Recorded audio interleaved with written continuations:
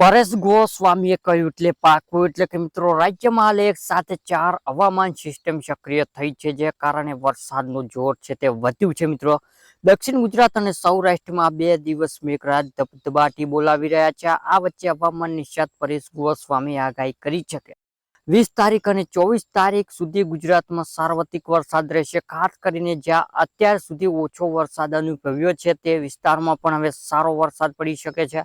હવામાન નિષ્ણાત અંબાલાલ પટેલે વધુ એક મોટી આગાહી કરી છે. તેમના મતે આગામી 48 કલાક રાજ્યના ઘણા વિસ્તારોમાં ભારે વરસાદ પડી શકે છે. ખાસ કરીને સૌરાષ્ટ્ર અને દક્ષિણ ગુજરાતમાં મેઘરાજ જોર વધશે. ત્યારબાદના મહત્વના સમાચારની માહિતી મેળવીએ તો મિત્રો દિવાળીની ભેટ એટલે કે આગામી તહેવારનો સિઝન, આમ આદમીને મોટી રાહત મળવાની સરકાર રોજબરોજની ઉપયોગી ચીજો પર જીએસટી ઘટડોશમાં કરી ચૂકી છે. જીએસટી નો નવા દરો દિવાળી પહેલા જ લાગુ થવાની સંભાવના છે. આ થવાથી અનેક ચીજો ભાવમાં ઘટાડો થશે. સરકાર 32 ઇંચથી મોટી ટીવી સેટ, એસી અને ડીસી વોશર પર જીએસટી 28% ઘટાડીને 18% કરી શકશે. ત્યારબાદના મહત્વના સમાચારની માહિતી મેળવીએ તો મિત્રો પેટ્રોલ ડીઝલ ભાવમાં થઈ શકે છે ઘટાડો એટલે કે રાષ્ટ્રપતિ ડોનાલ્ડ ટ્રમ્પ દ્વારા ભારત પર રશિયન ક્રૂડ ઓઇલ પર ખરીદવા માટે દબાણ કરવામાં આવી રહ્યું છે. આ વચ્ચે રશિયન દૂતાવાસ દ્વારા એલાન કરવામાં આવ્યું છે કે ભારત રશિયન ક્રૂડ ઓઇલ ખરીદવા માટે પર 5% ડિસ્કાઉન્ટ આપવામાં આવશે. ઉલ્લેખનીય છે કે ભારત દ્વારા પોતાની જરૂરિયાત 35% ક્રૂડ ઓઇલ રશિયા પાસેથી મેળવી છે. ડિસ્કાઉન્ટ બાદ પેટ્રોલ ડીઝલના ભાવમાં ઘટાડો થઈ શકે છે. ત્યારબાદના મહત્વના સમાચારની માહિતી મેળવીએ તો મિત્રો પાક નુકસાન સહાય જાહેર એટલે કે રાજ્યના ખેડૂત માટે ખુશીના સમાચાર સામે આવ્યા છે. રાજ્ય સરકાર કમોસમી વરસાદથી ખેડૂતોને થયેલું નુકસાન માટે રાહત પેકેજ જાહેરાત કરી છે. ઓક્ટોબર 2024માં થયેલું નુકસાન માટે સરકાર રાહત પેકેજ જાહેરાત કરી છે, જે અંતર્ગત કપાસનું વાવેતર થયેલું નુકસાન સહાય ખેડૂતોને ચૂકવવામાં આવશે. રાજ્યના 6 જિલ્લાઓમાં કપાસનું વાવેતર થયેલું નુકસાન અંતર્ગત ખેડૂતોને સહાય ચૂકવણી કરવામાં આવશે. તમને જણાવી દઈએ કે રાજ્યના છોટાઉદેપુર, જામનગર, અમરેલી, ભાવનગર, સુરેન્દ્રનગર અને રાજકોટ જિલ્લામાં ખેડૂતોને આ સહાય ચૂકવવામાં આવશે.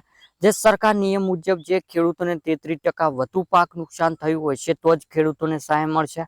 આ સિવાય 2 હેક્ટર મર્યાદા પ્રતિ હેક્ટર 11,000 રૂપિયાની સહાય ખેડૂતોને મળશે. જે ખેડૂતો આ પાક નુકસાન વળતર લેવા માટે 14 જુલાઈથી આ 6 જિલ્લાઓને ખેડૂતોને ઓનલાઈન અરજી કરવાની રહેશે. સરકાર તરફથી ખેડૂતોને બેંક એકાઉન્ટમાં સીધા પૈસા જમા કરવામાં આવશે. ત્યારબાદના મહત્વના સમાચારની માહિતી મેળવીએ તો મિત્રો ખેડૂત માટે ફસલ વીમા યોજના એટલે કે ઘણી જગ્યાએ ભારે વરસાદના કારણે ખેડૂતોને થયેલું નુકસાન સામે હવે મદદરૂપી થશે કેન્દ્ર સરકાર. પ્રધાનમંત્રી ફસલ વીમા યોજના જણાવવા જેવું છે કે આ યોજના હેઠળ ખેડૂતોને ઓછા પ્રીમિયમ સ્વીષ્ટિ સુરક્ષા મળી શકે છે.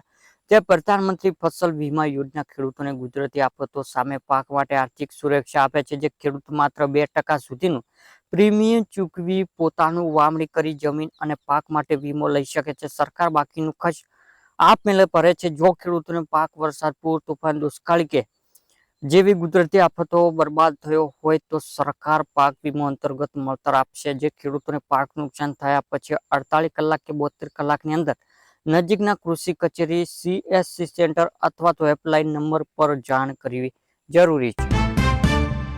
ત્યારબાદના મહત્વના સમાચારની માહિતી મેળવીએ તો જનધન ખાતું ખોલાવ્યું છે તો આ કામ આજે જ પૂર્ણ કરો એટલે કે 10 કરોડ ખાતા ધારકો પર સરકાર બાજ નજર. નાણાકીય સેવાઓ સચિવ એમ નાગરાજુએ બેંકોને આવા જનધન ખાતાઓ માટે નવી કેવાયસી પ્રક્રિયા કરવાનું છે. જે પ્રધાનમંત્રી જનધન યોજના 2014માં શરૂ કરવામાં આવી હતી. હવે આ ખાતા ધારકોને 10 વર્ષ પછી ફરી કેવાયસી કરાવવું પડશે. કેવાયસી કેવી રીતે થશે? બેંક પર જઈને કેવાયસી કરાવી શકશો અને ઓનલી પણ કેવાયસી થઈ જશે.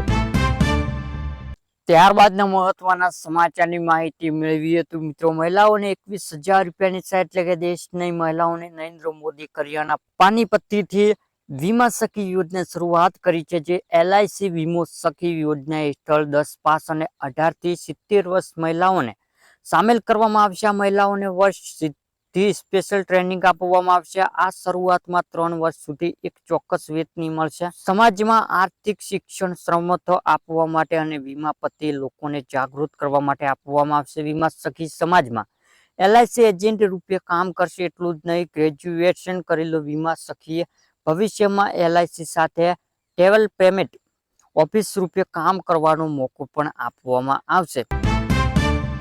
સરકાર આપશે ફ્રી ઇન્ટરનેટ, એટલે કે મિત્રો દેશભરમાં મૂળભૂત સુવિધા સાથે ફ્રી ઇન્ટરનેટ જોડાવા જઈ રહેલા બિલ પર વિચારણ સરકારે મંજૂરી આપી દીધી છે. આ બિલમાં દેશના પછાત અને ગરીબો વર્ગ લોકોને મફત ઇન્ટરનેટ આપવાની યોજના છે તે બનાવવામાં આવી છે. તેનો ઉદ્દેશ્ય એ છે કે દેશના ગરીબો ડિજિટલ ઇન્ડિયાથી દૂર ન રહે, જેમાં સરકાર દ્વારા કોઈ પણ ચાર્જ વિના ફ્રી ઇન્ટરનેટ મફત આપવામાં આવશે. ફ્રી ઇન્ટરનેટ બિલ ગયા વર્ષ ડિસેમ્બર રાજ્યસભામાં રજૂ કરવામાં આવ્યું હતું. રાષ્ટ્રપતિ ગૃહે આ બિલ પર વિચારણ કરવાની ભલામણ કરી છે કે આ બિલનું નામ રાઇટ ટુ ફ્રી ઇન્ટરનેટ છે.